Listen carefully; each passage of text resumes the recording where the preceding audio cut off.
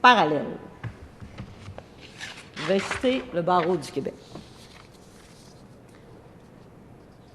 Ce régime serait en parallèle avec le régime de plainte pour discrimination prévu aux articles 74 et suivants de la Charte québécoise.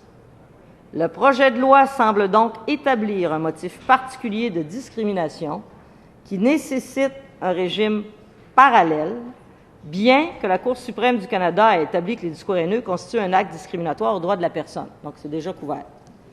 Le barreau s'interroge sur les conséquences d'un tel régime parallèle, compte tenu des nouvelles responsabilités confiées à la Commission des droits de la personne et de la droit jeunesse, y compris le dédoublement des procédures et le pouvoir de recevoir des dénonciations. Dédoublement. De plus, il reprend une série de dispositions de la Charte québécoise concernant notamment les pouvoirs d'enquête de la Commission des droits de la personne et de la jeunesse, lesquels devront être interprétés. C'est ce que je disais.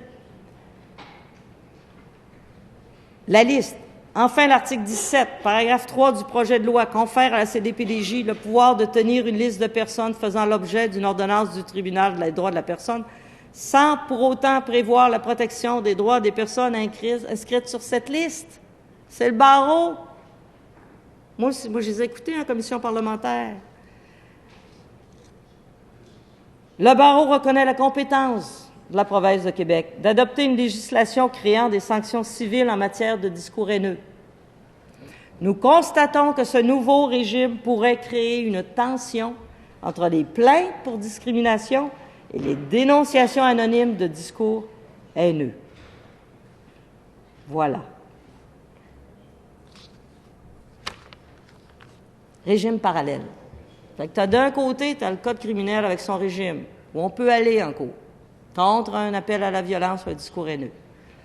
De l'autre côté, tu as la Commission des droits de la personne et de la jeunesse, sur lequel tu peux aller faire une plainte. Tu peux aller faire une plainte pour discrimination. Puis à côté de ça, tu as la Commission des droits de la personne et des droits de la jeunesse, pour lequel tu peux aller non seulement faire une plainte, tu peux aller faire une dénonciation. 3 systèmes parallèles, différents, pour le même objet.